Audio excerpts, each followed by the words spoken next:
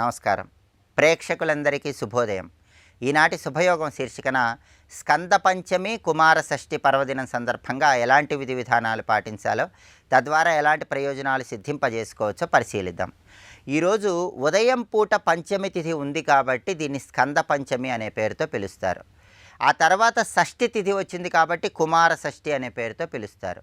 ఆషాఢ మాసంలో శుక్లపక్షంలో వచ్చే పంచమి షష్ఠి ఈ రెండు తిథులు కూడా సుబ్రహ్మణ్య స్వామికి ప్రీతిపాత్రమైన తిథులని ధర్మసింధు నిర్ణయసింధు అనే ప్రామాణిక గ్రంథాల్లో చెప్పారు.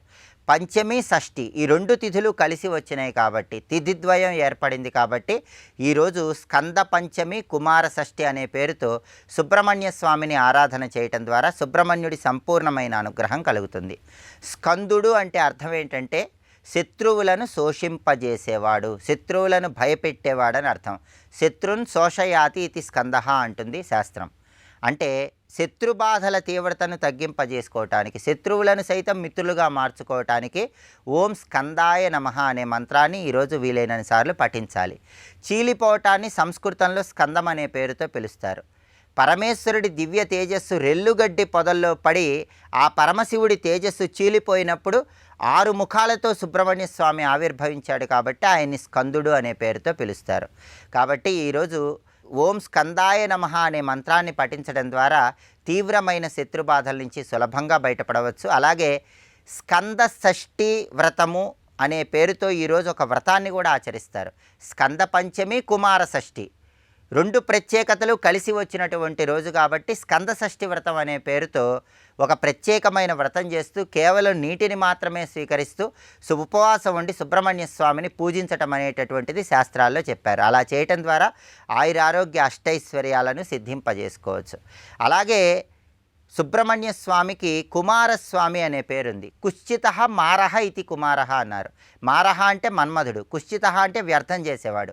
మన్మధుడి అందాన్ని కూడా వ్యర్థం చేసేటటువంటి గొప్ప అందగాడు కాబట్టి సుబ్రహ్మణ్య స్వామికి కుమారుడు అనే పేరు వచ్చింది. కుమారస్వామి అంటే అందగాడు అనే అర్థం ఉంది. కాబట్టి సౌందర్యాన్ని పెంపొందింపజేసుకోవటానికి ఓం కుమారాయ నమః అనే మంత్రాన్ని ఈరోజు వీలైనన్ని సార్లు పఠించాలి. ప్రధానంగా సుబ్రహ్మణ్య స్వామికి ప్రియమైన రోజు కాబట్టి సుబ్రహ్మణ్య స్వామి ఆలయానికి వెళ్ళి సుబ్రహ్మణ్య స్వామికి అభిషేకాలు చేయించుకోవటం, సుబ్రహ్మణ్య అష్టకము లేదా సుబ్రహ్మణ్య కరావలంబ స్తోత్రాన్ని పఠించటం, సుబ్రహ్మణ్య ఆలయంలో ప్రదక్షిణలు చేయటం ద్వారా విశేషమైన శుభ ఫలితాలను సిద్ధింపజేసుకోవచ్చు. అలాగే ఈరోజు సుబ్రహ్మణ్య స్వామిని ఎర్రటి మందార పూలతో పూజించడం ద్వారా వివాహపరమైనటువంటి దాంపత్యపరమైన సమస్యలు అధిగమించవచ్చు. ఇలా స్కంద పంచమి కుమార షష్ఠి పర్వదినం సందర్భంగా సుబ్రహ్మణ్య స్వామిని పూజించడం ద్వారా సుబ్రహ్మణ్యుడి అనుగ్రహానికి పాతులై జాతక దోషాల తీవ్రతను తగ్గింపజేసుకోవడంతో పాటుగా సకల శుభాలను సిద్ధింపజేసుకోవచ్చు. రేపటి శుభయోగం శీర్షికన శుక్రవారం సందర్భంగా శ్రీసూక్త శ్లోకాలలో ఉన్నటువంటి అంతరార్థం ఏంటో, శ్రీసూక్త శ్లోకాలు పఠిస్తే ఎలాంటి విశేషమైన శుభ ఫలితాలు కలుగుతాయో పరిశీలిద్దాం. నమస్కారం.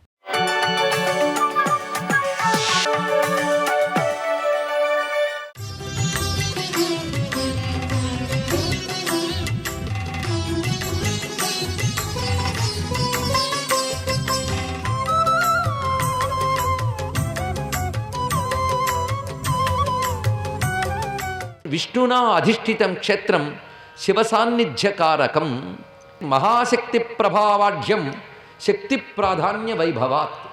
ఇక్కడ కొన్ని మన శ్లోకాలు వింటూ ఉన్నప్పుడు అర్థం కాకపోయినా వినాలండి. ఎందుకంటే ఋషులు ఇచ్చిన శ్లోకాలు కనుక ఇందులో మంత్రశక్తి ఉంటుంది. ఆ మంత్రశక్తి చెప్పేవాడిని వినేవాడిని కాకుండా మన చుట్టూ ఉన్న ఆకాశాన్ని కూడా పవిత్రం చేస్తుంది కనుక ఇందులో అలాంటి శ్లోకాలు చెప్తున్నాం. కొన్ని మాత్రమే ఎంపిక చేసుకుని శ్లోకాలు పఠించడం జరుగుతుంది. మధ్యలో గ్రంథం చూస్తూ శ్లోకం ఎందుకు చెప్పాలి అంటే ఇది సంప్రదాయం. అప్పుడు చెప్పే ప్రవచనానికి శాస్త్ర ప్రమాణం లభిస్తుంది. అందుకోసం మనం చెప్పుకుంటున్నాం. ఇక్కడ శాస్త్రంలో చెప్పే వాక్యములు ఇవి. విష్ణునా అధిష్ఠితం క్షేత్రం, సులభంగా అర్థమైపోతుంది చూడండి. ఇక్కడ శివ సాన్నిధ్యకారకం. మూడవది మహాశక్తి ప్రభావాఢ్యం శక్తి ప్రాధాన్య వైభవం అన్నారు. ఇక్కడ 3 చెప్పారు. ఇక్కడ విష్ణుడు ఇక్కడ అధిష్ఠించి ఉన్నాడు, శివుడు సన్నిధి చేసి ఉన్నాడు, మహాశక్తి ప్రభావం ఉన్నది. అందుకు ఈ 3 కలిపి దివ్యశక్తి క్షేత్రముగా ఉన్నది. ఈ క్షేత్రానికి ఎన్ని పేర్లున్నాయో చెప్తున్నారు ఇక్కడ. ఒకటి సత్యవ్రతాహ్వయం, దీనికి సత్యవ్రత క్షేత్రము అని పేరు. ఎందుకంటే ఏ క్షేత్రము నాశనం లేకుండా ఉంటుందో ఆ క్షేత్రానికి సత్యక్షేత్రం అని పేరు. కాంచీ క్షేత్రం ప్రళయ కాలాల్లో కూడా నశించని క్షేత్రముగా చెప్పబడుతోంది. ఎందుకంటే శివుని మహిమ చేత కాశీ కాపాడబడుతుంది, త్రిపుర సుందరి మహిమ చేత కాంచి కాపాడబడుతుంది అని చెప్తోంది ఇక్కడ శాస్త్రం. అంటే ఇక్కడ అయ్యవారి పోటీ, ఇక్కడ అమ్మవారి పోటీ, ఇద్దరు కలిసి రెండూ కాపాడారు. మనకి సంతోషం ఇక్కడ. అలాంటి ప్రధానమైనటువంటి కాంచీ క్షేత్రానికి సత్యవ్రత క్షేత్రం ఉన్నది. అంతేకాదు ఇక్కడ ఉన్న గొప్పతనాలు ఏంటంటే నది ఉంది కాంచీలో, శైలం ఉంది, దేవాలయం ఉన్నది. ఈ మొత్తం ఈ మూడు ఉంటే దానికి భాస్కర క్షేత్రం అనాలి అన్నారు ఇక్కడ. అందుకు మూడు ఉన్నాయి ఇక్కడ. నదీ శైల దేవాలయాంకాత్ భాస్కర సంజ్ఞకం అన్నారు ఇక్కడ. కనుక దీని భాస్కర క్షేత్రం అని కూడా పేరు కనబడుతున్నది ఇక్కడ. ఒక అద్భుతమైన విషయం ఏంటంటే ఈ క్షేత్రంలో బిలవృక్ష విమానాంకం, ఎన్ని విశేషాలు చూడండి. ఒకటి సత్యవ్రత క్షేత్రం, రెండవది భాస్కర క్షేత్రం, ముందే కాంచీ క్షేత్రం. మూడు పేర్లు చెప్పుకున్నాం. ఇప్పుడు నాలుగవది చెప్తున్నారు. ఇక్కడ బిలవృక్ష విమానాంకై క్షేత్రం తైజసమున్నతం శివశక్త్యాత్మకం జ్ఞేయం తథా హరిహరాత్మకం. ఈ క్షేత్రము శివశక్తి స్వరూపము, హరిహరాత్మకము, రెండు విశేషములు ఇక్కడ కనబడుతున్నాయి. ఇక్కడున్నవి బిలము, వృక్షము, విమానము. ఈ మూడు ఉంటే ఆ క్షేత్రాన్ని తైజస క్షేత్రం అనాలి. తైజస క్షేత్రము. తైజస అంటే తేజోమయం. అంటే కాంచీలో మన కంటితో చూడలేని ఒక మహా తేజస్సు అక్కడ వ్యాపించి ఉంటుంది. దానికి తైజస క్షేత్రం. అక్కడ ఒక మహా బిలం ఉంది. బిలము అంటే పెద్ద రంధ్రము, స్వరంగము ఇలా భావించవచ్చు. ఆ బిలం ఎక్కడి నుంచి ప్రారంభమై ఎక్కడి నుంచి దాకా వస్తుందో చెప్తారు, తర్వాత ఆశ్చర్యపోతాం. అంత అద్భుతమైన విషయం ఉంది. ఆ బిలం ఒక్కటి ఉన్నది.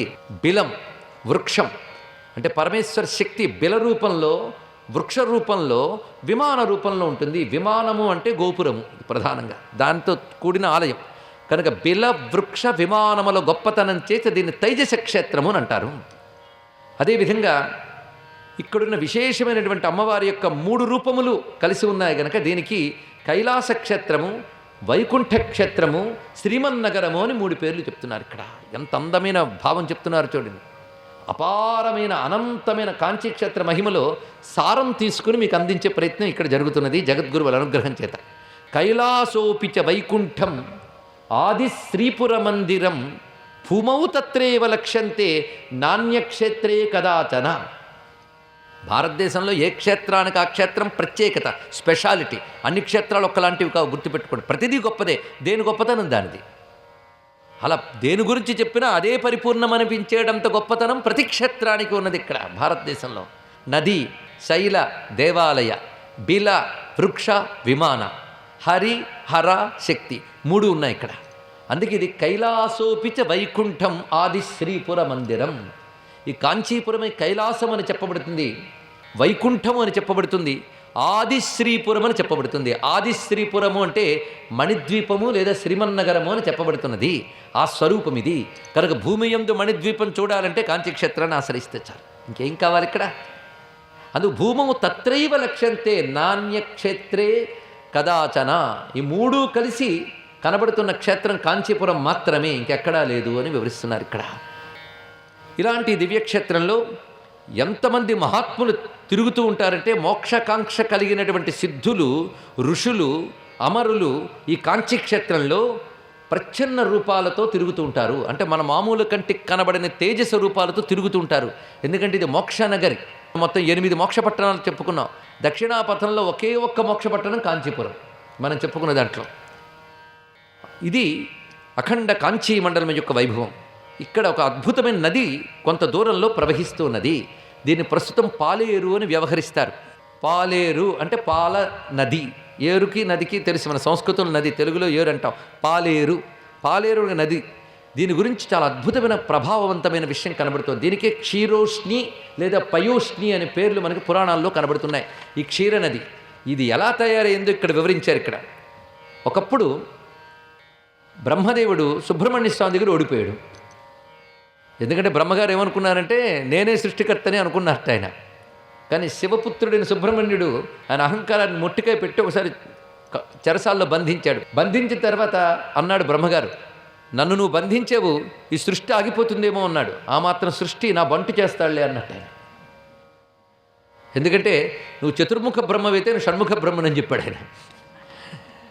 అప్పుడు బ్రహ్మగారు నమస్కారం చేశారు. ఎందుకంటే శివపార్వతుల తర్వాత వచ్చాడు పిల్లాడు కనుక పిల్లాడే అనుకున్నాడు బ్రహ్మగారు. అక్కడ పొరపాటు పడ్డాడు. అందుకు బ్రహ్మగారికి బుద్ధి చెప్తున్నాడు. శివపార్వతులు తర్వాత వచ్చాను చిన్నవాడిని అనుకోకు, శివపార్వతులు నీకంటే గొప్పవారు కదా, వారిద్దరూ కలిపిన స్వరూపం నేను, అది చెప్పాడు ఇక్కడ. అందుకే సుబ్రహ్మణ్యుడు బ్రహ్మాది దేవతలకు కూడా పూజ్యుడు.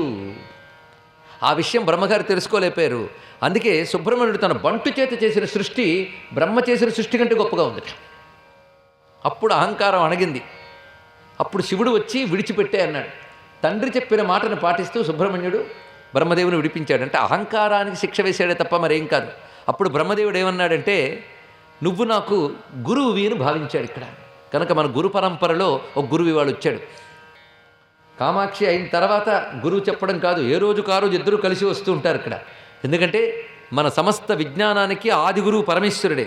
ఆ పరమేశ్వరుని మీరు శివుడు అంటే దక్షిణామూర్తి, ఆ పరమేశ్వరుని విష్ణువు అంటే హయగ్రీవ స్వామి, ఆ పరమేశ్వరుని మీరు అమ్మవారు అనుకుంటే శారదాదేవి. అంతే కదండి. ఇక్కడ ఎలాగైనా ఒకే పరమేశ్వరుడు, ఆయన మన గురువు. ఆ పరమేశ్వరుడే సుబ్రహ్మణ్య రూపంతో మళ్ళీ గురువు అయ్యాడు. అందుకే ఆయన పేరు గురువు. సుబ్రహ్మణ్యుడి పేరు గురువు. గురుగుహ అని పేరు ఆయనకి. శ్రీ గురుగుహ తారయాసు మాం శరవణ భవ శ్రీ గురుగుహ తారయాసు మాం అంటారు ముత్తుస్వామి దీక్షితుల వారు. కనుక గురుస్వరూపం. ఎవడికయ్యా గురువు అంటే బ్రహ్మ గురువు అయ్యాడండి ఇక్కడ. యయేకో మునీనాం హృదబ్జాధివాస శివాంకం సమారుహ్య సత్పీఠకల్పం విరించాయ మంత్రోపదేశం చకార. గొప్పగా చెప్తోంది ఇక్కడ శాస్త్రం. సుబ్రహ్మణ్య స్వామి బ్రహ్మదేవుడికి మంత్రోపదేశం చేశాడు. ఇప్పుడు గురువు ఉన్నత స్థానంలో ఉండాలి, శిష్యుడు కింద ఉండాలి. ఇప్పుడు ఎక్కడ కూర్చోవాలని చూశాడు సుబ్రహ్మణ్యుడు ఉపదేశించాలంటే. బ్రహ్మగారు కింద కూర్చున్నారు, ఈయన ఎక్కడ కూర్చోవాలని చూశాడు. వెంటనే శివుడు అక్కడున్న ఒక రాయి మీద కూర్చుని కైలాసంలో సుబ్రహ్మణ్య స్వామిని ఒళ్ళో పెట్టుకున్నాడు. ఇక్కడ కూర్చుని చెప్పు అని. అప్పుడు ఆ ఒళ్ళో కూర్చుని బ్రహ్మగారిని దగ్గరికి పిలిచి ఆయన చెవులో ఓంకారం యొక్క రహస్యం చెప్పాడు. స్వస్తి.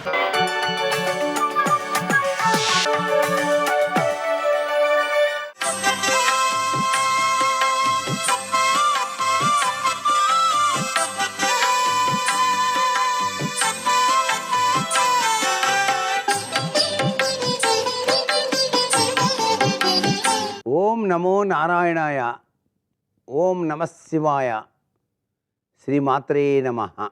గురువారం అనగానే అందరికీ గుర్తుకొచ్చేది గురుతత్వంలో విరాజిల్లేటువంటి మహిమాన్వితమైన తత్వంతో ఉన్నటువంటి చక్కటి యోగవంతమైన ప్రభావాలు. వాటిలో మనకి దత్తాత్రేయుల వారు, షిర్డీ సాయిబాబా, రాఘవేంద్ర స్వామి, అలాగే గురు మహారాజ్ అనుకుంటేనే చాలు సర్వాభీష్టాలు కూడాను నెరవేరుతాయి.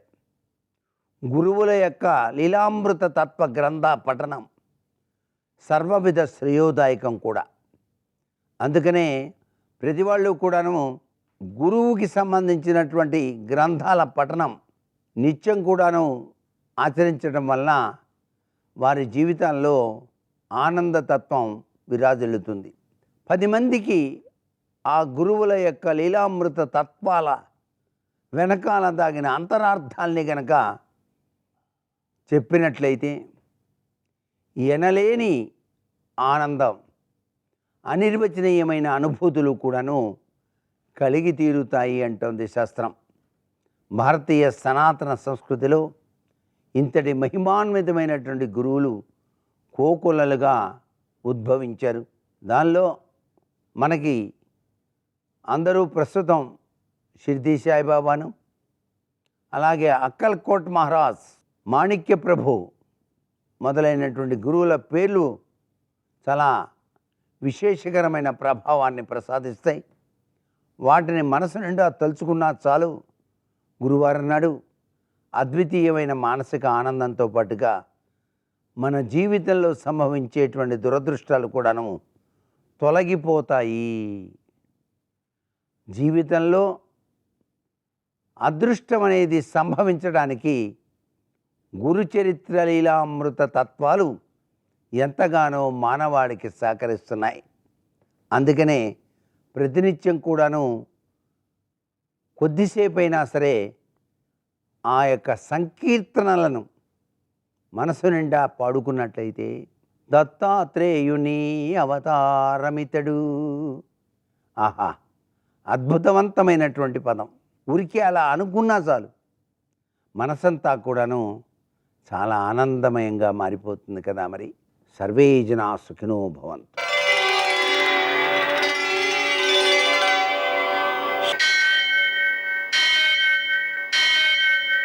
సహస్రశీరుషం దేవం విశ్వాక్షం విశ్వశంభువం విశ్వం నారాయణం దేవమక్షరం పరమం పదం విశ్వతః పరమాం నిత్యం విశ్వం నారాయణగుం హరిం విశ్వమేవేదం పురుషస్తద్విశ్వముపజీవతి పతిం విశ్వస్యాత్మేశ్వరం శాశ్వతం శివమచ్యుతం నారాయణం మహాజ్ఞేయం విశ్వాత్మానం పరాయణం.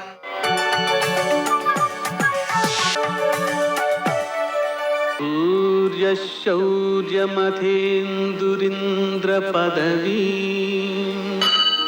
సన్మంగళం మంగళం. నమస్తే భగవన్ దేవ దత్తాత్రేయ జగత్ప్రభో సర్వబాధ ప్రశమనం కురు శాంతిం ప్రయచ్చమే. నేటి కాలమాన విశేషాలను గమనిద్దాం. స్వస్తి శ్రీ చాంద్రమాన క్రోధినామ సంవత్సరం, దక్షిణాయనం, కొన్ని పంచాంగాల్లో ఉత్తరాయణం, గ్రీష్మ ఋతువు, ఆషాఢమాసం, శుక్లపక్షం, గురువారం. సూర్యోదయం 5:52, సూర్యాస్తమయం 6:51. తిథి పంచమి ఉదయం 10:04 వరకు, నక్షత్రం పుబ్బ మధ్యాహ్నం 1:05 వరకు, వర్జం రాత్రి 9:12 నుంచి 11 వరకు, దుర్ముహూర్తం ఉదయం 10:12 నుంచి 11:04 వరకు, మరల మధ్యాహ్నం 3:23 నుంచి 4:15 వరకు, అమృతకాలం ఉదయం 5:56 నుంచి 7:43 వరకు, రాహుకాలం గురువారం కాబట్టి మధ్యాహ్నం 1:30 నుంచి 3 గంటల వరకు, అష్టగురుకు రీత్యా శుభప్రదమైన సమయం ఉదయం 11:40. నేటి విశేషం గురు పంచమి యోగం. ఉదయం 10:04 వరకు పంచమి ఉన్నందువలన ఆ లోపులో గురు పంచమి యోగం ఉంటుంది. ఈ సమయంలో చేసేటువంటి నదీ స్నానం, దానం విశేషమైన సత్ఫలితాలను అందజేస్తాయి. బాహ్యంగా చేయలేని వాళ్ళు కూడా సూర్యోదయంతో ప్రారంభించి ఉదయం 10:04 వరకు జనని కనకవృష్టిని దక్షిణాంతేర్పయామి అనే మంత్రం జపం చేసుకుంటూ అమ్మవారికి బంగారు వర్షం కురిపిస్తున్నట్టుగా ధ్యానం చేసినట్లయితే చాలా గొప్ప ఫలితం సిద్ధిస్తుంది. ఆర్థిక సమస్యలు తీరుతాయి, ఆరోగ్య సమస్యలు తీరుతాయి, చుట్టూ ఉండే వ్యక్తులతో అనుకూలత వల్ల వచ్చేటువంటి ఇబ్బందులు కూడా, అనుకూలత లేకపోవడం వల్ల వచ్చే ఇబ్బందులు కూడా తొలగిపోతాయి. నేడు గురువారం కాబట్టి దత్తాత్రేయుణ్ణి అనఘాదేవిని ఆరాధించుకోవడం ద్వారా సంపద సిద్ధించడంతో పాటు అనుభవయోగ్యమవుతుంది. దాన్ని సద్వినియోగం చేసేటువంటి శక్తి పెరుగుతుంది. అలాగనే ఈ రోజున స్కంద పంచమి, సుబ్రహ్మణ్య స్వామిని ఆరాధించడం ద్వారా లౌకిక అలౌకిక జ్ఞానముల సమన్వయ శక్తి ఏర్పడుతుంది. నేటి ఆణిముత్యాలు.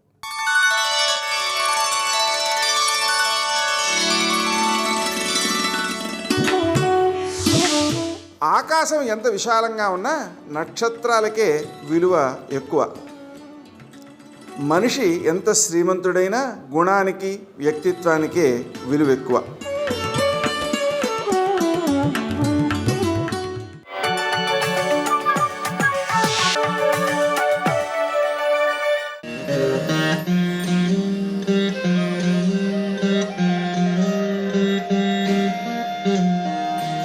సుబ్రహ్మణ్య స్వామి సంపూర్ణ సర్పాకారంలో వివిధ దేవతల సమాహార ఏకీకృత రూపంలో కొలువుతీరిన అద్భుత అద్వితీయ క్షేత్రం అనంతపురం జిల్లా రాప్తాడు మండలంలోని శ్రీ సుబ్రహ్మణ్యేశ్వర స్వామి ఆలయం. సుబ్రహ్మణ్య మంత్రం నా గీతం, సుబ్రహ్మణ్య యంత్రం నా హృదయం. మన శరీరంలో వెన్నుపాముకి ప్రతీక సుబ్రహ్మణ్య స్వామి. సాధకుల శరీరంలో మూలాధారంలో నిద్రాణంగా ఉన్న కుండలిని శక్తి మేల్కొని మణిపూరక, స్వాధిష్ఠాన, అనాహత, విశుద్ధి, ఆజ్ఞాచక్రాలు దాటి సహస్రారం వరకు వ్యాపించింది. సర్పరూపంలో వ్యాపించిన ఆ రూపమే సుబ్రహ్మణ్య స్వామి. అందుకే సర్పరూప సుబ్రహ్మణ్య స్వామి వారి ఆలయానికి ఎంతో ప్రత్యేకత ఉంది. వ్యాసరాయలు ప్రతిష్ఠించిన ఈ ఆలయం గత 30 సంవత్సరాల వరకు శిథిలావస్థలోనే ఉండేది. ఆత్మకూరుకు చెందిన పాఠశాల ప్రధానోపాధ్యాయులు వి మధుసూదన శాస్త్రి ప్రేరణతో ఈ ఆలయానికి జీర్ణోద్ధరణ కావింపచేశారు. భక్తుల చేత విరాళాలు సేకరించి దేవదాయ ధర్మాదాయ శాఖ వారి సహకారంతో ఈ ఆలయాన్ని సర్వాంగ సుందరంగా నిర్మించారు. 2013 సంవత్సరం ఫిబ్రవరి 1 నుంచి ఈ ఆలయ పాలనా వ్యవహారాలను దేవదాయ ధర్మాదాయ శాఖ నిర్వహిస్తోంది. సప్తశీర్షయుక్తంగా ఉన్న స్వామి సింహతలం వరకు 5 రూపాలలో దర్శనమిస్తాడు. పీఠంలో శ్రీచక్రం అమ్మవారి శక్తి స్వరూపం పార్వతీదేవిని సూచిస్తుంది. దీనిపైన సర్పం యొక్క చివరి భాగం శ్రీచక్రానికి 3.5 చుట్లు చుట్టుకోవడం అనేది మానవ శరీరంలోని వెన్నెముక చివరి భాగం. మూలాధారంలో కుండలిని శక్తి రూపంతో సర్ప ఆకృతితో 3.5 చుట్లు కలిగి ఉండటమనే భావాన్ని సూచిస్తుంది. శ్రీచక్ర స్వరూపంలో ఉన్న జగన్మాత రాహుగ్రహ అధిష్టాన దేవత. ఈ ఆకృతిని స్కందమాతగా కూడా వ్యవహరిస్తారు. సర్పరూపంలోని క్రింది భాగం వక్రతుండ ఆకారంలో మహాగణపతి రూపాన్ని సూచిస్తుంది. ఈ గణేశ రూపం కేతుగ్రహ అధిష్టాన దేవతను సూచిస్తుంది. నాగదోష, కాలసర్పదోష, కుజదోష నివారణ స్వరూపంలో సుబ్రహ్మణ్యేశ్వర స్వామి సంపూర్ణ అలంకారంతో తేజరిల్లుతాడు.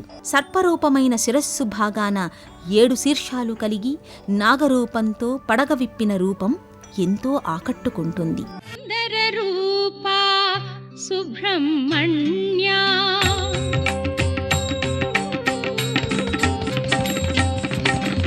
సుందర రూపా సుబ్రహ్మణ్య పరుగునరారా భక్తవరేణ్య యగురలేదా నెమలి వాహనం యగురలేదా నెమలి వాహనం అందలేదా నా ఆహ్వానం సుందర రూపా. స్మార్త ఆగమ విధి విధాన పూర్వకంగా స్వామివారికి ప్రతిరోజు నిత్య పూజలు, అభిషేకం, నైవేద్యం, ప్రతి మంగళవారం క్షీరాభిషేకం, ప్రతి ఆదివారం విశేష అభిషేకాన్ని, పల్లకీ సేవను నిర్వహిస్తారు. మాసామి సుబ్రహ్మణ్యం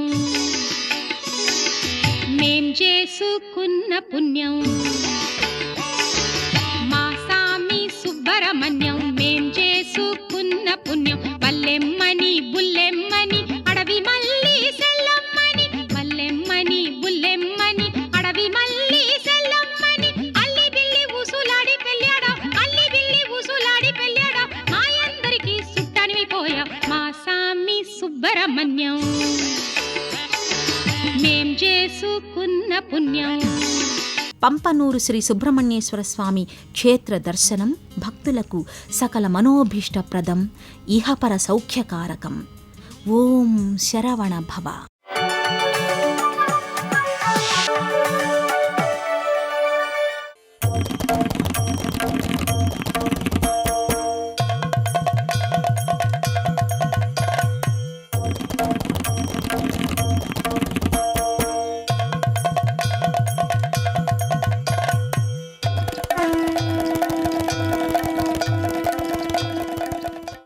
శివుడు శక్తివంతుడు కనుక ఆయన యొక్క శక్తి ధనస్సులోకి ప్రవహించింది. ఆ ధనస్సు పక్కన పెట్టినా ఆయన లోకములను తన చేతితో రక్షించగలడు. అందుకే రక్షకత్వానికి సూచనగా ఏది చెప్తారు అంటే ప్రధానంగా చేతిని చెప్తారు. మీరు చూడండి, లోకంలో ఎక్కడైనా సరే చేసినటువంటిదేదో అది అనుభవిస్తున్నాడు రా అంటారు. ఒక ఆయన చాలా గొప్ప ఐశ్వర్యవంతుడు అనుకోండి, గత జన్మలో ఏం చేశాడు అంటారు. ఒక ఆవిడికి మంచి భర్త వచ్చాడు అనుకోండి, మహాపుణ్యాత్ముడు.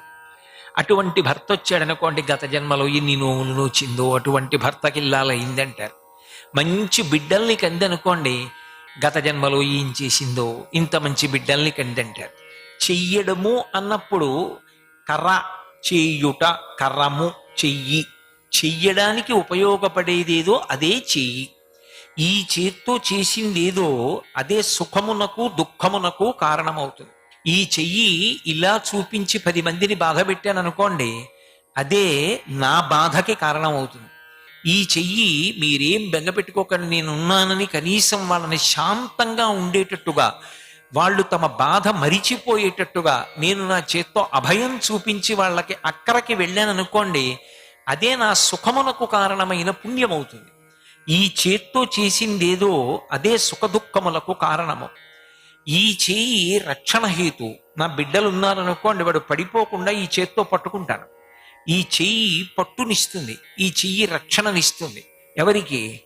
ఈ చెయ్యి పరిమితంగా కొంతమందికి ఇవ్వగలదు, కానీ భగవంతుని యొక్క చెయ్యి అందరికీ రక్షణ హేతు. భగవతి యొక్క చెయ్యి అందరికీ రక్షణ హేతు. అందుకే మీరు జాగ్రత్తగా గమనిస్తే దేవతామూర్తులలో చేతుల యొక్క సంఖ్య మారిపోతూ ఉంటుంది. ఒకే అమ్మవారు అనేకమైనటువంటి బాహువులతో ఉంటుంది. ఒక్కొక్కసారి 2 చేతులతోటే ఉంటుంది. తంజావూరులో స్వర్ణకామాక్షి 2 చేతులతో ఉంటుంది. అదే కామాక్షి పరదేవత 4 చేతులతో ఉంటుంది. దేవి భాగవతంలో వర్ణించినట్టు మహిషాసుర మర్దని అష్టాదశ భుజాదేవి అని 18 చేతులతో ఉంటుంది. ఒక్కొక్కచో అనేకమైన బాహువులతో ఉంటుంది. ఆ బాహువులు ఎందుకు అంటే అవి కాకతాళీయముగా ఏర్పడినవి కావు. అవి లోక సంరక్షణము కొరకు, లోక సంరక్షణమునకు ఎదురొచ్చిన వాళ్ళని మట్టు పెట్టడానికి తాను ఎంత శక్తిని ప్రకటనం చేయాల్సి వచ్చిందో అన్ని బాహువులను ఆమె పొందుతూ ఉంటుంది. బాహువు అంటే శక్తికి నిదర్శనం. సర్వం శ్రీ ఉమామహేశ్వర పరబ్రహ్మార్పణమస్తు. స్వస్తి.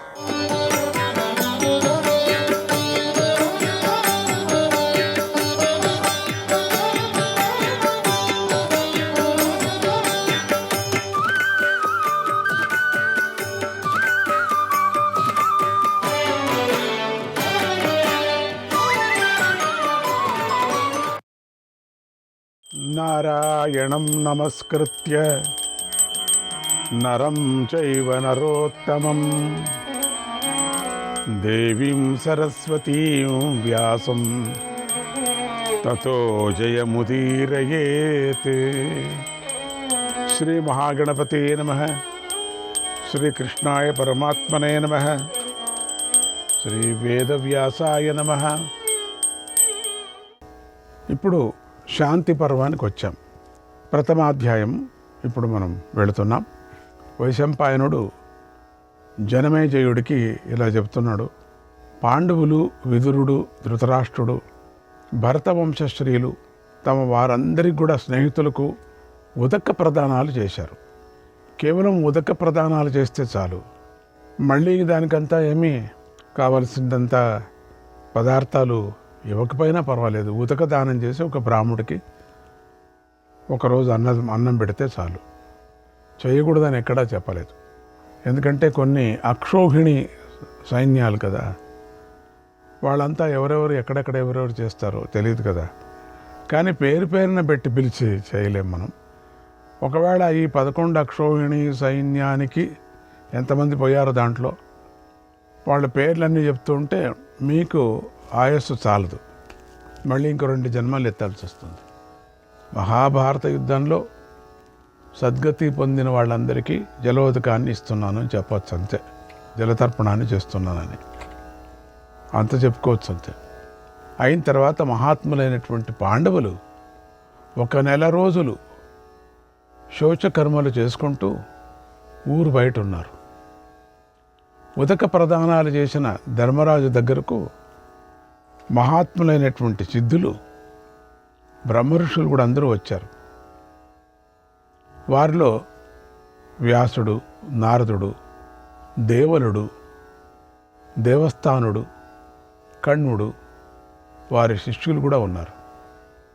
ఇంకా ప్రజ్ఞావంతులైనటువంటి వేద విద్వాంసులు, గృహస్థులు, స్నాతకులు, సజ్జనులు ధర్మరాజును దర్శించారు. స్నాతకులు అంటే బ్రహ్మచారులు. మహాత్ములైన మహర్షులంతా యథావిధిగా పూజింపబడి వారికి తగిన ఉన్నత ఆసనాలపై కూర్చోబెట్టారు. అట్లా కూర్చున్నారు. సమయోచితమైనటువంటి ఆ పూజలన్నిటినీ గ్రహించి 100,000 కొద్ది విప్రులు గంగా తీరంలో శోకంలో మునిగిపోయి ఉన్నటువంటి ధర్మరాజును ఓదారుస్తూ అతని చుట్టూ కూర్చున్నారు. అప్పుడు వ్యాసాది మహర్షులతో మాట్లాడి నారదుడు ధర్మరాజుతో ఇలా అన్నాడు. ధర్మరాజా, నీ భుజపరాక్రమంతోనూ కృష్ణుని అనుగ్రహంతోనూ ఈ భూమిని అంతటినీ ధార్మికంగా జయించావు. లోక భయంకరమైనటువంటి యుద్ధం నుండి దైవవశాత్తు బయటపడ్డావు. ధర్మరాజా, రాజధర్మం మీద ఆసక్తితో ఉన్నటువంటి నీకు ఇది ఏమైనా సంతోషం కలిగిస్తుందా? పోనీ శత్రువులందరూ చనిపోయారు కదా, నువ్వు ఈ రాజ్య సంపదను పొందావు, నీకు ఏ శోకము లేదు కదా అని అన్నాడు. అప్పుడు యుధిష్ఠిరుడు ఇలా అన్నాడు, కృష్ణుని ఆశ్రయంతోనూ విప్రుల అనుగ్రహంతోనూ భీమార్జునుల బలంతోనూ భూమి అంతా జయింపబడింది. ఇదం మమ మహద్దుఃఖం వర్తతే వృధి నిత్యదా, వర్తతే వృధి నిత్యదా, కృత్వాజ్ఞాతి క్షయమిమం మకాంతం లోభకారితం, లోభకారితం. కానీ నిత్యము నాకొక మహాదుఃఖం మనస్సును పీడిస్తుంది. చాలా లోభంతో ఈ నా జ్ఞాతులందరినీ చంపుకున్నాను. మహర్షి అభిమన్యుణ్ణి, ఓ పాండవులను, ఓ మహర్షి, ప్రియమైనటువంటి పుత్రులను చంపుకున్న నాకు ఈ విజయం అనిపించడం లేదు. ఏం ప్రయోజనం ఇది? ఇక్కడి నుండి తిరిగి వెళ్ళినటువంటి కృష్ణునితో ద్వారకా నగరంలో ఉన్నటువంటి మా ఇంటి కోడలు అభిమన్యుని గురించి సుభద్ర ఏమంటుందో, ఆ ద్రౌపది పుత్రులంతా చనిపోయారు, బంధువులందరూ మరణించారు, ఆమె దీనావస్థలో ఉంది, అయినా మాకు ప్రియము హితము చేయాలనుకుంటోంది. ఈ విషయం నన్ను మరింత బాధిస్తోంది. మహర్షి, ఇంకో విషయం నీకు చెప్పాలి. కుంతీదేవి ఇప్పటిదాకా దాచిపెట్టిన విషయం ఒకటి నన్ను మరింత బాధిస్తుంది. కర్ణుడు కుంతికి రహస్యంగా పుట్టినవాడట. మాకతడు అన్న అవుతాడు. 10,000 ఏనుగుల బలం గలవాడు, యుద్ధంలో ఎదురులేని వీరుడు, సింహంలా చలాకీగా నడుస్తాడు, కరుణాపరుడు, ధాత, నియమశీలుడు, ధృతరాష్ట్రుని పుత్రులకు ఆశ్రమైనటువంటి వాడు, అభిమాని, తీవ్ర పరాక్రమం గలవాడు, నిత్యము మాపై యుద్ధానికి కాలుదూవుతూ ఉండేవాడు, వేగంగా అస్త్రాలు ప్రయోగిస్తూ చిత్రంగా యుద్ధం చేసేవాడు. అతను క్రియాపరుడు, అద్భుత పరాక్రమం కలవాడు. ఉదక ప్రదానం చేసే సమయంలో మా అమ్మ తనకు సూర్యుని అనుగ్రహం వల్ల కలిగిన పుత్రుడు కర్ణుడని చెప్పింది. స్వరగుణోపేతుడైనటువంటి కొడుకును ఎప్పుడో నీళ్లలో వదిలివేసిందట, పెట్టెలో పెట్టి గంగానదిలో ముంచేసిందట. అతన్ని సూతపుత్రుడని, రాధాపుత్రుడని ఈ లోకం అనుకుంది. నిజానికి అతడు కుంతి పెద్ద కొడుకు, మాకు అన్నగారు. ఇది తెలియక తమ్ముడనైన నేను కదా, రాజ్యలోపం కదా నాకు, నేను అన్యాయంగా చంపుకున్నాను. ఈ విషయం నా శరీరం అంతటినీ దహిస్తూ వేస్తుంది. ఈ విషయం అర్జునునికి తెలియదు, భీమునికి తెలియదు, నకుల సహదేవులకు తెలియదు.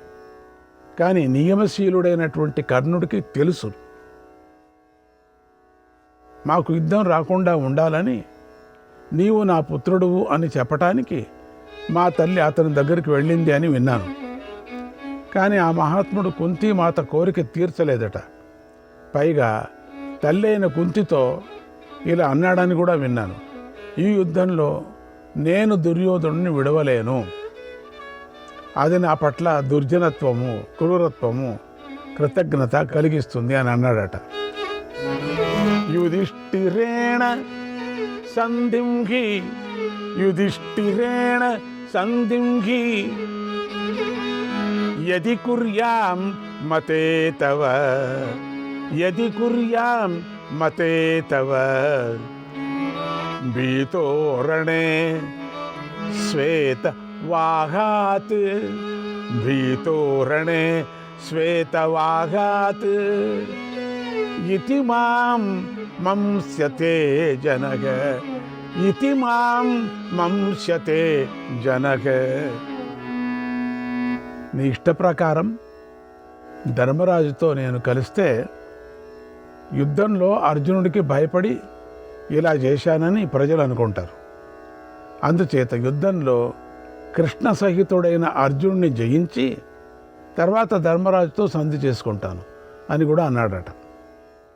అప్పుడు పెద్ద మనస్సున్నటువంటి కర్ణుణ్ణి కుంతి ఇలా అడిగిందట, నీవు నీ ఇష్టం వచ్చినట్లు అర్జునుడితో యుద్ధం చేయి, కానీ మిగిలిన నలుగురికి అభయం ఇవ్వు అంది.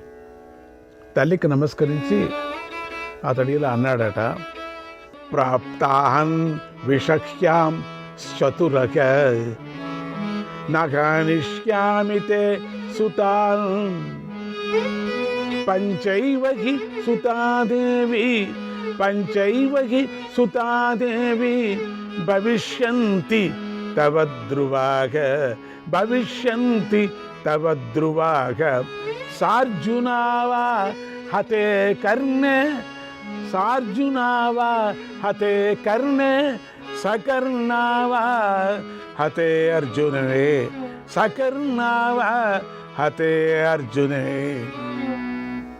దేవి, మిగిలిన నీ కొడుకుల నలుగురిని చంపను. నీకు ఎప్పుడైనా కానీ 5 కొడుకులు. కర్ణుడు చనిపోతే అర్జునుడితో 5, అర్జునుడే ఒకవేళ చనిపోతే కర్ణుడితో 5 అన్నాడు. పుత్రహితాన్ని కోరే కుంతి ఇంకా కర్ణుడితో ఇలా అంది, నీవు శుభం కోరే నీ తమ్ములకు మేలు చేయి. ఇలా చెప్పి కుంతి కర్ణుడు విడిచి ఇంటికి వెళ్ళింది. వీర సోదరుడైనటువంటి కర్ణుడు అర్జునుడి చేత చనిపోయాడే కానీ తనకు కుంతికి మధ్య జరిగిన రహస్య విషయాన్ని ఎప్పటికీ బయటపెట్టలేదు. మహాధనుర్ధారి అయినటువంటి కర్ణుడు అర్జునుని చేతిలో చనిపోయాడు. తర్వాత ఇప్పుడు కుంతీదేవి మాట వల్ల నాకు కర్ణుడు అన్నగారని తెలుసుకున్నాను. తేన మే దూయతే తీవ్రం తేన మే దూయతే తీవ్రం హృదయం భ్రాతృ ఘాతినక హృదయం భ్రాతృ ఘాతినక. అందుచేత సోదరుని చంపుకున్నందుకు నా మనస్సు ఎంతగానో పరితపిస్తుంది. కర్ణార్జునులను సహాయమే ఉంటే నేను ఇంద్రుణ్ణైనా జయిస్తాను. దుర్మార్గులైన కౌరవుల వల్ల సభలో బాధ చెందుతున్నప్పుడు నాకు ఒక్కసారిగా వచ్చిన కోపం ఎందుకో కర్ణుని చూసి తగ్గిపోయింది. దుర్యోధనుని హితం కోసం ద్యూత సభలో కర్ణుని కటువైన మాటలు విన్నప్పుడు కలిగిన కోపం వాని పాదాలు చూసిన వెంటనే మాయమైపోయింది నాకు. ఆ కర్ణుని పాదాలు అచ్చంగా కుంతీ పాదాల్లాగానే ఉండేవి అనుకునేవాడిని ఎప్పుడప్పుడు నేను. ఆ పాదాలు చూసినప్పుడంతా మా అమ్మ పాదాల్లాగే ఉందే ఇది అనుకుంటూ ఉంటే నాకు అప్పటికే సందేహం. కానీ కుంతికి కర్ణునికి ఈ సమాన పాదాలు ఎలా వచ్చాయా అని ఎంతో ఆలోచించినా కారణం తెలిసేది కాదు. నారద, అసలు అతని రథచక్రం ఎలా యుద్ధంలో భూమిలో దించుకుపోయింది, నా సోదరుడు భూదేవి శాపాన్ని ఎలా పొందాడో నాకు మీరే చెప్పదగినవారు. భగవాన్, మీరు అన్నీ తెలిసినటువంటి వాళ్ళు, జరగబోయేవి కూడా మీకు తెలుసు. మీ నుండి ఉన్నట్లుగా అంతా వినాలి అనుకుంటున్నాను. శ్రీకృష్ణాయ పరమాత్మనే నమః. 2వ అధ్యాయం. వైశంపాయన మహర్షి జనమేజయుడికి ఇలా చెప్పాడు, ఓ మహారాజా, నారద మహర్షి మహావక్త. ఆయన కర్ణుడు ఎలా శపింపబడ్డాడో అంతా చెప్పసాగాడు పూర్తిగా. నారదుడు ఇలా చెప్తున్నాడు, ధర్మరాజా, నీవన్నట్టుగానే కర్ణార్జునులిద్దరికీ యుద్ధంలో సాధింపలేని విషయమే లేదు. నువ్వు అడిగిన విషయం దేవరహస్యం. అది పూర్వం ఎలా జరిగిందో నీకు చెబుతాను విను. లోకంలోని క్షత్రియ సముదాయం అంతా శస్త్రఘాతాలతో పవిత్రమైన స్వర్గానికి ఎలా చేరుతుందా అని ఆలోచించి దేవతలంతా కర్ణుణ్ణి సృష్టి చేశారు. యుద్ధానికి మూలం అతడే. ఆ బాలుడు చాలా తేజస్సుతో సూతపుత్రుడయ్యాడు. అతడు అంగీరస వంశోద్భవుడైనటువంటి ద్రోణుడి నుండి ధనుర్వేదం అభ్యసించాడు. అతడు భీముని బలాన్ని, అర్జునుని నేర్పుతనాన్ని కూడా, నీ తెలివిని, నకుల సహదేవుల వినయాన్ని, చిన్నతనంలో అర్జునుడికి కృష్ణునికి గల స్నేహాన్ని, మీకు గల ప్రజల అనురాగాన్ని తలుచుకొని కుతకుతలాడిపోయేవాడు. రాజైన దుర్యోధనుడితో అతడు చిన్నతనంలో స్నేహం చేశాడు. మిమ్మల్ని నిత్యము ద్వేషించేవాడు. వీటిలో ఒకటి దైవం వల్ల, రెండవది స్వభావం వల్ల అని కూడా అతడి కలిగాయి. విలువిద్యలో అర్జునుని పరాక్రమం చూసి కర్ణుడు ద్రోణుని దగ్గరకు వెళ్ళి రహస్యంగా ఇలా అన్నాడు: బ్రహ్మాస్త్రం యొక్క ప్రయోగాన్ని, ఉపసంహారాన్ని రహస్యంతో సహా తెలుసుకోవాలని అనుకుంటున్నాను. నేను అర్జునునితో సమానంగా యుద్ధం చేయాలని నా ఉద్దేశం.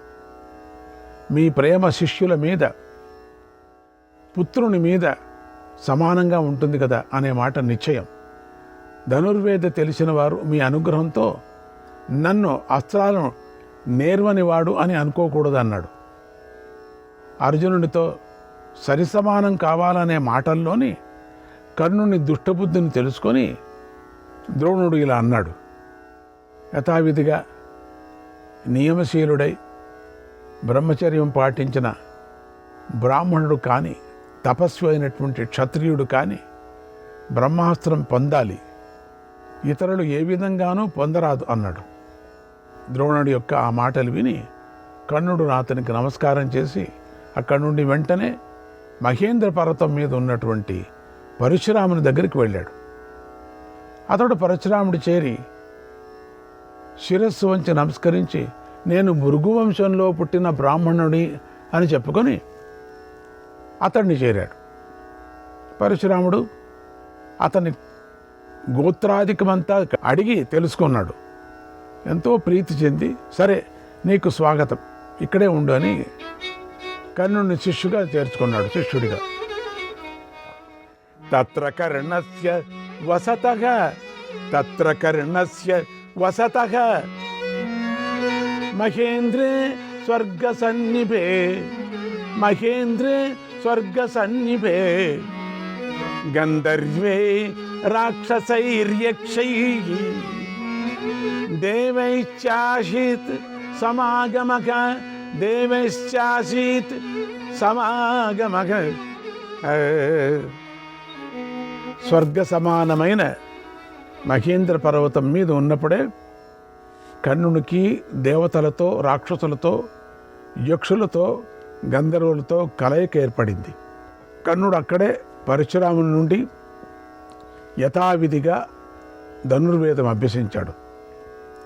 దేవదానవులకు, రాక్షసులకు మిక్కిలి ప్రియమయ్యాడు. అతడు ఒకనాడు సముద్ర తీరంలోని ఆశ్రమ సమీపంలో ఒక్కడే కత్తిని, ధనుసును పట్టుకొని తిరుగుతున్నాడు.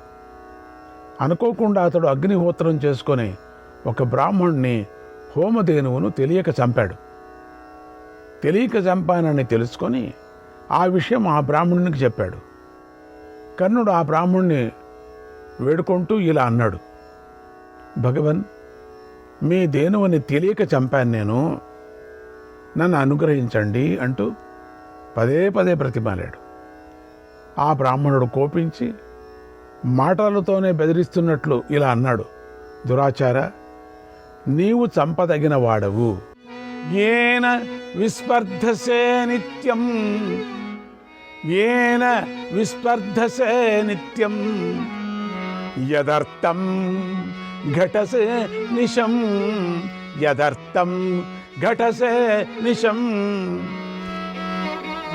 యుధ్యదస్తేన తే పాప భూమిచక్రం గ్రసిష్యతి, భూమిశ్చక్రం గ్రసిష్యతి.